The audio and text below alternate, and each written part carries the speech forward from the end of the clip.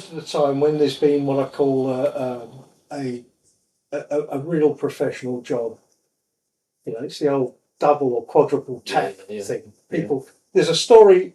The story that is in my book that I think is the best illustration of a proper professional hit in this country was the murder of a completely innocent woman by mistake. They thought they were going after her sister.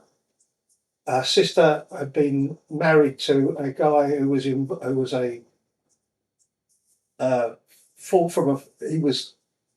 one of the former Russian states. There was a couple of murders in London to do with Chechens, when none of us knew who Chechens were and what Chechnya was. And one of those people involved in those murders was married to a British woman, in fact, a British journalist who worked for the BBC Foreign Service, but had been to university in Moscow and had met her husband out there. He was linked to Russian secret services and all the rest of it. We didn't know this, but after the whole shenanigans involving her husband and the shootings of his colleagues in London in '93, she was sent out of London to live with her sister in Surrey. Right. And one night, I think it was the following year, '94, over the Easter bank holiday, she had gone out, but her sister, who was a woman called Karen Reid, was at home with a friend of hers. They were in a glass of wine in the kitchen. Doorbell rang, 8 o'clock, I think it was on a Saturday evening. She answered the door. There's a bloke there with a pizza box. She said, "Did you order pizza?" She said, "Sorry, darling." She was shot with 5 mercury tips, parabolum, what they call, frangible rounds designed to explode in the body. Jeez. That's what I call, that's a proper contract killing. Yeah. And what was interesting was, that nobody will ever talk about that job. The SIO on that job, who was a Surrey officer, went off to work for British Airways or something like that in his retirement, and I approached him a few years ago. He still won't talk about it. Because basically, I don't think he was ever allowed. I don't think he was ever allowed to know what the intelligence was, if there was intelligence around that job.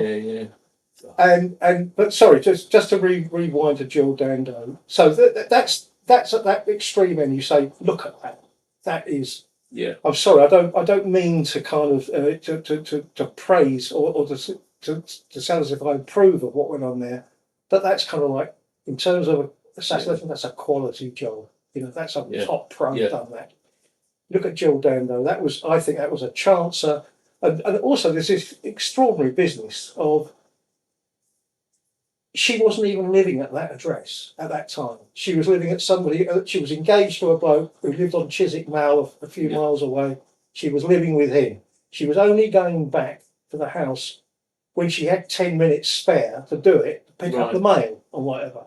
So she wasn't doing anything routine. It wasn't pre-planned. It wasn't plotted surveillance. Correct. No one could do, because she didn't have a routine around that address. It was just like, I'm not on duty for 2 hours. I'll just go and get a pint of milk, and while I'm there, on it. Right. I was once interviewed by Fiona Bruce about, I think it was on Rachel Nickell, and I was privileged to be told right from the start what they were doing around Rachel Nickell, which is in the book. And I said to somebody involved in that, what was CNN, I mean, I said, mate, honestly, even maybe not my position, but how on earth have it gone fucking right? Yeah. Don't have it go evidentially, won't be of any value, even if they find the knife. Because, there's the old thing about, it's not designed to get a confession out of him, he's got to take her to the knife and only hit. If he thinks there's a shag at the end of it, he might, his defense he put the knife there in order to find it, to show it to her. So, and I can remember, sorry, I've just slightly lost my thread with that, but it's good sometimes to be to be sceptical, I think. No, absolutely. I'm sorry, I was talking about Fiona Bruce, and Fiona Bruce was talking about, stopped at me and she said, "Don't you think you were credulous?" And I said, "Why?" I said, "You work for the BBC, you read the news, you don't ever say to the camera, 'I don't believe this,' this is like I said, when a certain level of people are telling you certain things, if the Archbishop of Canterbury is telling you something about what he plans to do with the Christian church, he's the top man, you're going to believe him. Yeah. He might be, the fact that his plane might change or he might be dissembling or. I said, where do you? Yeah. So what I'm saying is, although you trust nobody, challenge everything. Yeah. It has to come to a point where you have to say, okay, you've explained that really well. I think that's true. Yeah.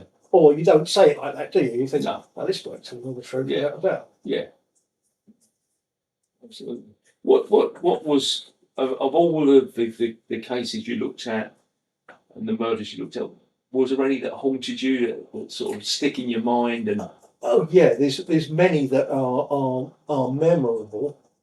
And it's interesting also, I mean, people say to me sometimes, well, you've got a fantastic memory. Well, I have in a certain respect, but there's other things, that you think about and you think, gosh, I just forgot all about that. And so until you mention it now, of course it was. Yeah. Are there murders that stick in the memory? Well, obviously Rachel and Nickell, which they eventually solved, was one of those, because while C11 were embarking on this plan, which they thought was a very cunning plan, with Paul Britton on board to guide them, and again, I was very sceptical about. So Paul Britton was the psychologist, who allegedly looks at serial killers. Yeah. And then the plan was to introduce an female undercover operative, who I knew quite well. Yeah. And try and get him to confess or lead them. Well, exactly. I think I've said this in the book, that it was important to understand. Lots of newspapers criticised police officers and said a confession. What was the point of that? It would have been no value at all. Yeah. That was to miss the point. It wasn't about a verbal confession. Yes, I did it, because she's inducing him anyway. Yes. Because she's holding out the offer of a sexual relationship. It was about, he's got to take her to the knife. So it would be at that point, hopefully, you get the forensic evidence. Correct. Yeah. Because and also, if it's down a drain in a particular location, only he's going to, and if it can be forensically linked to the murder, QED. But also, if you remember, the following year, a young woman called Jasmine Bissett was horrendously murdered with her daughter in Plumstead. Right. Jasmine Bissett was an attractive young woman in her 20s. Didn't look dissimilar in some ways, not identical, but dissimilar to Rachel. And there was a very interesting thing. She had a 4-year-old daughter, and the killer also smothered the daughter with a duvet and killed her, and did some surgical evisceration on Jasmine. Oh, God. And it's one of the DSs, I can't remember his name now on that, had to have long-term counselling afterwards. But at that time, there was another homicide lead in South London who dealt with that. And he and I were on good terms. I'd known him way back. He, in fact, had been on the flying squad at Tower and had shot dead an armed robber called talk about wheels and wheels. He'd shot dead Michael Calvey, who was married to Linda Calvey. Kelly's down again. Right? Yeah. So I went to see Nicky Banks. Yeah. And he and I, again, we had one of those, we can talk to each other about it. Yeah. And he said, I don't know why. He said, they've painted themselves into a corner with Rachel. He said, I'm sure in my own mind, the person who did Jasmine is the same person that did Rachel. He said, I'll tell you why. And he was the first person to ever point out to me. He said, we've had a series of rapes down here called the Green Chain rapes. He said, and I think the green chain rapist, at least in some of those offences, is our killer, Right. Jasmine. And he said, because, consider this, he said, Jasmine's accompanied by a little child. Rachel's accompanied by a little child. He said, 3 of our 7 rape victims were pushing children in buggies when they were attacked. He said, do you know, he said, how statistically rare it is for a woman to be attacked sexually when she's got children? Yeah. I said, no, he said, it's unheard of. It's very, very rare. Yeah. And he said, and then, because I said to him, do you know what? I said, if the Rachel murder and your murder was in any of the county forces, they would automatically, if it's in South Wales or Norfolk or Cumbria, they'd automatically be looking at the two together and saying, chances are, might be wrong, but chances are we'll start on that basis. I said, they're not doing it on that. And he said, what's that? He said, because he said, they've gone so far. He said, to use mixed metaphors, he talked about, he said, they've gone so far in that direction they can't find reverse gear. Yeah. They've painted themselves in the corner. What you call it, whatever you will. Yeah. They've overcommitted. Yeah. And now they're going to get egg on their face. Yeah.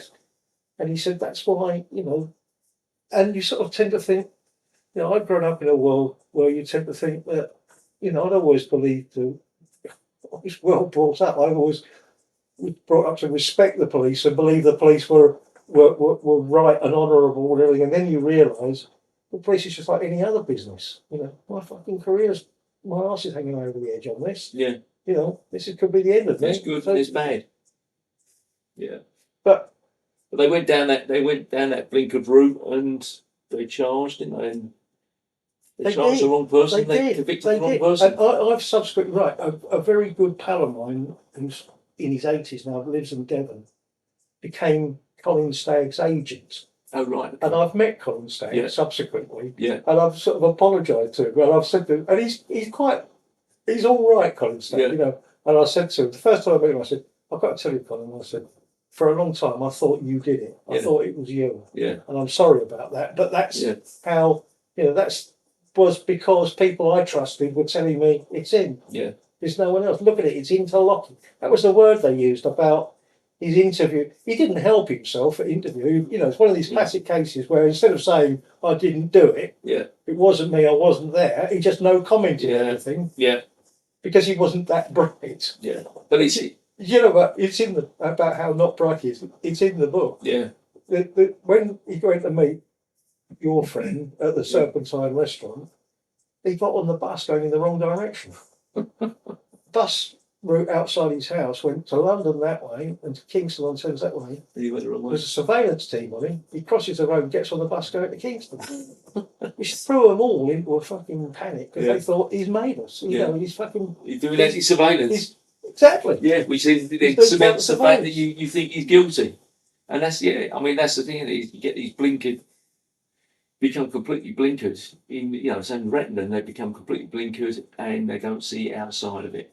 And then if there's bits and pieces come in that then they get wrong again, but then, as you say, cement it, and it's wrong. How long did Colin Stagg do in prison? He did about a year in custody. Oh, right, okay. Because I went to his trial the day it collapsed, and I remember at the time we were in a state of flux at the Daily Mirror, and our line managers then weren't very good, and got into a terrible pickle over it all because I said to him, listen. I know loads of background to this, which I haven't been able to report up to now, but now I can. Yeah. Because the judge didn't just say, didn't just crash the case saying, the evidence has failed. Yeah. He went further. He declared him formally innocent there and then. Yeah. He said, it's not one of these, you're not going to walk away from here and say, well, we're not looking for anyone else. Yeah. No, you are looking for somebody else. He didn't do it. Yeah. Right?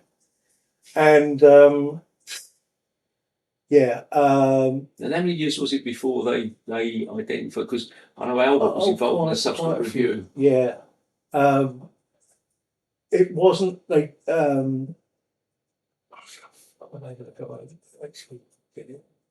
because I'm friendly with somebody who was going into Broadmoor trying to draw him out, But even though he was a good mate of mine, was very circumspect about his dealings with me around at that time because they were so nervous. But he did tell me subsequently that Napa? Napa, Robert Napa, he said he's one of these people. He said, you know, he'll come towards you, and you'll get in there, and just when you think he's going to play ball, you know, you can just look at him a long way, and he suddenly retreats back in and locks the door. Yeah. Come out again. Yeah. You know, psychologically. Yeah. And he said, but in the end, it was a tiny bit of forensic, wasn't it? But and of course, Napa had already been convicted of that other murder I told you about, right, Jasmine Bissett. Yeah. And was in Broadmoor for that case. Yeah. Yeah. And I think I can't remember, did he get convicted of some of the rapes, or did they? And there were a lot of cock-ups on Napa, weren't there? Yeah, there was huge cock-ups on Napa. Again, just poor policing. Unfortunately, there was some real lazy policing around Napa. I can recall the actions that would have flushed him out early. Yeah. Because there was a firearm or something in a box linked to him that was found was buried in a park somewhere. Yeah. And you know that there were ample opportunities to interdict him, and no one did. Yeah. But anyway, just coming back to Colin Stagg, I saw him and I said, I'm sorry, I thought you did it, but he's when I last saw him, he's quite what's the word about it? He's quite kind of relaxed about the whole thing. He's been doing these theatre shows, not an evening. With Colin Stagg. With Colin Stagg, yeah. Making money from it. Yeah. They called me a murderer. Jesus. Yeah.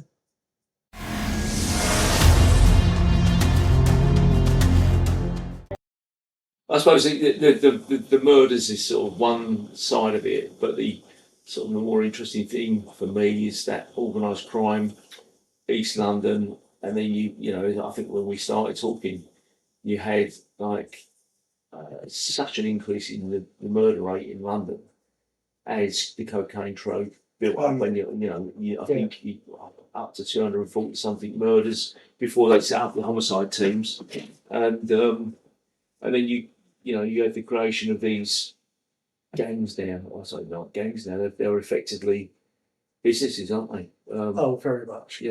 I mean, and they always were to a certain extent. I think what's interesting is, I don't know, you've probably got your finger much closer to the pulse now than I have, but you're right, around about 89, 90, 91, 92, we had a whole succession, including people like Whiting, of white Anglo-Saxon British gangster types getting shot dead. Yes. I used to think, why is this happening? And somebody said to me, I'll tell you why it's happening. People only get shot dead when they're suspected of either being a grass or there's, or skin. Yeah. And I thought that's really interesting. And it seems, although I'm sure it hasn't stopped completely, as if that kind of attrition rate has dropped a lot. Yeah. But whether that's simply because other ethnic groupings, as we've discussed, Albanians, Turks, whatever, have cornered that business now. Yeah. Well, you've got like effectively two things really. You've got the rise of the Albanians taking over the cocaine trade. The Turks have always been around the heroin trade, but I think what you've also seen is that you've got the CEOs, if you like, of organised crime from East London, Canning Town, have got to such a level now that effectively they're outsourcing the work. They're making partnerships with the Kinnahans. Daniel and Chrissy Kinahan. They're sitting in in Dubai, controlling half the world's cocaine trade. Yeah. And I think they sit at such a level now that everything's going on down here, but they're creaming off the top. But still having people from Glasgow shot in Marbella. Absolutely. Yeah. I mean, what's he been nicked for now? Daniel. 19 murders, I think it is. Is that what they've? I didn't know. I knew he'd been nicked. I didn't know that was the 3 latest weeks ago. state of Yeah, play. so, driving a Bugatti Veyron. Get away. Driving his Bugatti Veyron, gets stopped by the police in openly going, and yet he's got a $5 million bounty on his head from the DEA. It's incredible. They haven't got pussycat any. But I think that's the point. Is that I think that organised crime, the top tier now, sits so far above what's going on down here. They control it all as a business would. They're sitting up there and everything's going on below them. And they've created partnerships with the Colombians, the Albanians, the Turks. All of it's operating at that level. Yeah, I as I said, I no longer have my finger on the pulse. And to be honest with you, I don't think I think I was fortunate enough to have my career in the time that I did, because I don't think any of my successors, everything has changed, but they would not. I don't think many of them would be having the kind of relaxed, trusting, informal conversations that I had through the bulk of my career that enabled me to be the reporter that I was. Because I always used to say, even though it's information I can't use now, the more you know about the methodology of the police, and the more you know about the methodology of the organised crime people, it enables you at some stage to be better at my job. Yeah. To be more informed, to be able to report that on for public consumption. Well, I think the fact is now that you get arrested. If you were a police officer and you were passing information to a journalist, you'll end up getting nicked. And that's the reality. I think those days, the golden days of that type of journalism have gone, haven't they? Nobody would have, contacts. Listen, I'll give you I'll tell you an interesting story about organised crime. There's a bloke I'm in regular touch with now. He's 80, and he was an armed robber who became a supergrass. And I met him 50 years ago, nearly now, when he'd just come out of the SG system, and I liked him because he was. He told really interesting stories, but he was never a bragger. Yeah. Most of his best stories were always about hapless incompetence and total failure. He did have some successes, but there were a lot of funny jobs in that. But he was handled by a joint Met Thames Valley team, because some of the robberies he was involved in, for various reasons, they obviously were getting good information out of sort of Slough, Reading. Yeah. They did some big, cash in transit robberies down there and the rest of it. The people that handled him liked him so much that he's still friendly with a couple of them now, right? But he passed me on all those people. And basically what they would do, or it would work like this, they might have a really good bit of work. They would tell him to tell me, right? Yeah. So he wasn't a policeman, so I would see him all right for that information. Yeah. What he did with that money after that, I don't know. I mean, he was really inside, because he had done quite a lot of serious burn. Yeah. So he'd been inside with all sorts of interest, with the Frasers, with a lot of organised crime people from that period, right. And he was a mine of information about, and even to this day, people come up in the news and he would say, I was on the same wing as him in whatever, because he went into a special unit as well, I think at Gloucester Jail at one time, when he'd done the business and everything. But really, really interesting guy. But you won't, again, I can't believe that anybody out there would have a kind of relationship like that, because he was really informative about how things work. Yeah, and that is, you're absolutely right, and it's something that I've sort of discovered since leaving the police. People will sit and talk to you, and they'll tell you jobs that we've done in the police that you're then talking to people who are on the other side of the fence, who were involved in that job, telling you their side of the story, and it's interesting. Yeah, it all opens up. Listen, Jeff, we'll call it a day there. I've got to say, it's brilliant book. First of many. You'll enjoy it. I absolutely guarantee you'll get a laugh out of it. Apart from anything else, you know, you'll recognise a few people, even if they're not named in there, along the way of various things. Brilliant. Great pleasure, Dave. Seriously. Thank you very much. And going forward from here, okay, you're probably better informed about the ins and outs of Rettendon than I am now, because it's been a big part of your life for so long. But going forward from here, if there's other things we can discuss, I would be delighted to help you and give you my view on things. Yeah, no, that'd be really good. Yeah, I mean, as I said, it comes back to the same thing. I think I've had for a journalist. I think I had a unique life. Met all sorts of interesting people. I lent somebody a book a few months ago. It was the biography of. It's called A Biography of a Thief, and it was written by Bruce Reynolds. Oh right, I got it. Yeah, and I just went back to this. And he said, "Thanks for lending me that. It was really, really good." And I said, "You just put me in mind." I said, "I met Bruce Reynolds at the BBC once, and we were doing a joint interview on the Great Train Robbery with Nicky Campbell or something. And afterwards we left, and I said, "Fancy a cup of tea?" And he said, "Yeah, let's go and have a cup of tea." We walked to this cafe. I haven't got any fucking money. I had to borrow a phone. Bruce Reynolds. Brilliant. But you read his book. It's fascinating. It's timepiece because he was a very substantial criminal before the Great Train Robbery. Yeah. You know, he was a proper, and and stuff like that about safe Petermen, safe blowers, and proper, country house old fashioned villains. Yeah. But there's some, there's some that. I've had some really strange experiences in life. Some of them are in this book, but there's a lot more to come. Brilliant.